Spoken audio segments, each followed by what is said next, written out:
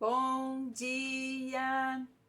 Estamos de volta com o nosso devocional Florescer, hoje número 325, e nós estamos meditando sobre as infalíveis promessas de Deus. Nosso tema de hoje é Descansando nas Promessas.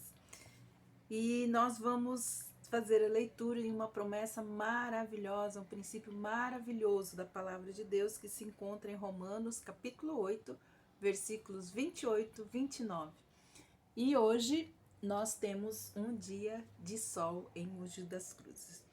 Romanos 8, 28 diz assim: E sabemos que Deus faz com que todas as coisas colaborem para o nosso bem. Vou repetir. E sabemos que Deus faz com que todas as coisas cooperem para o nosso bem. Em meio às tragédias, em meio às tristezas, nós nos inclinamos a negar esta promessa. Todavia, quando nós refletimos melhor e a comparamos então com o amor de Deus soberano, encontrado em promessas similares a essa, sabemos que a palavra de Deus ela é verdadeira e suas promessas são sim e amém. Este texto está no meio, faz parte de um contexto que revela o amor de Deus e que nada pode nos separar deste amor. Diz assim: porque eu bem sei que a minha mente e o meu coração precisa marcar isso. Porque eu bem sei que os pensamentos que penso de vós, diz o Senhor, são pensamentos de paz e não de mal, para dar-vos o fim que esperais. Jeremias capítulo 29, versículo 11. Se compreendermos que Deus não deseja a nossa ruína, mas sim a nossa purificação, a nossa santificação, a nossa salvação, a nossa restauração, a nossa restituição, a nossa transformação, nós descansaríamos nesta consoladora promessa. E sabemos que Deus faz com que tudo o que nos acontece contribua para o nosso bem. É doloroso, é difícil de aceitar, mas Deus promete. E Deus promete que todas as coisas que nos aconteçam contribuam para o nosso bem, juntamente para o bem daqueles que amam a Deus, daqueles que são chamados segundo o seu propósito. Tudo que Deus permite em nossa vida tem, sim, um objetivo. O objetivo final das coisas acontecerem na nossa vida é nos conformarem à imagem e à semelhança do seu Filho. Quando percebemos isso, nossas orações perdem o tom de dúvida. E é muito importante que a gente entenda isso. Nós estamos passando por dias maus, por dias difíceis.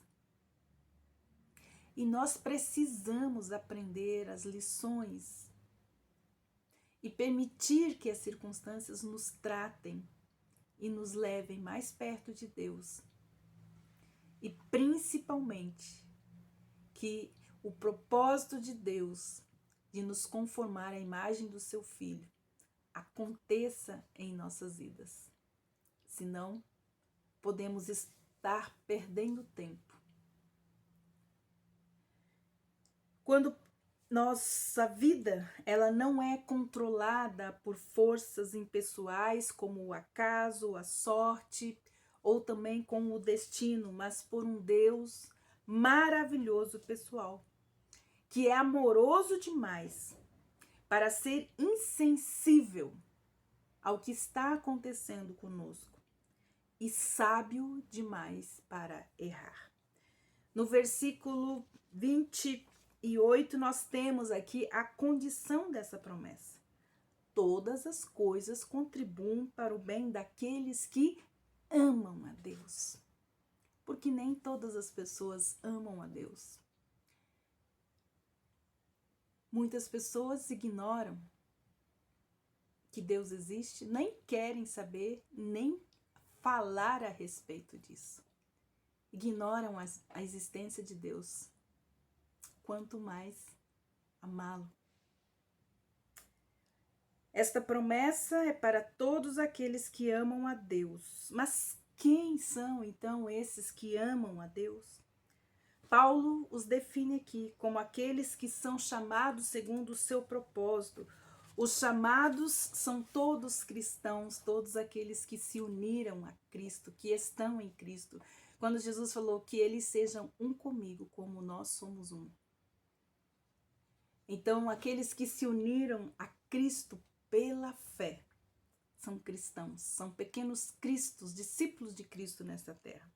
A promessa desse versículo é que Deus ordena que todas as coisas em favor dos crentes, de modo que todas as experiências da vida contribuam para o bem deles. Nem tudo é bom em si mesmo, de si mesmo, mas para aqueles que amam a Deus vão contribuir para o seu bem. Os versículos 35 e 36 de Romanos, ele nos fala: quem nos separará do amor de Cristo? A tribulação? A angústia? A perseguição? A fome? Ou a nudez? Ou o perigo? Ou a espada? Como está escrito, por amor de ti, somos entregues à morte todos os dias. Fomos reputados como ovelhas para o matadouro. O povo de Deus tem sempre enfrentado perseguições em todos os tempos. Tem enfrentado dificuldades, como retratado vividamente nas queixas lá do Salmo 44, fala de tudo aquilo que o povo de Deus passou. Onde o povo de Deus recorda os favores antigos e rogam por livramento dos males presentes. Será que os males presentes nos separará do amor de Cristo? Versículo 37 nos diz assim: somos mais do que vencedores, não por nossa habilidade, mas porque Deus nos amou. A grande certeza de Paulo está no tempo perfeito, que indica uma ação passada, mas que tem um impacto no presente e também no futuro. Paulo, tendo sido convencido de Deus, do amor de Deus, como no meio das suas tribulações. E Paulo passou por muitas e muitas coisas que a gente nem pensa e não passou. E foi no meio dessas tribulações que ele ficou convencido e estava certo que ele permaneceria fiel na sua convicção de que nada do que se passou com ele poderia separá-lo do amor de Deus.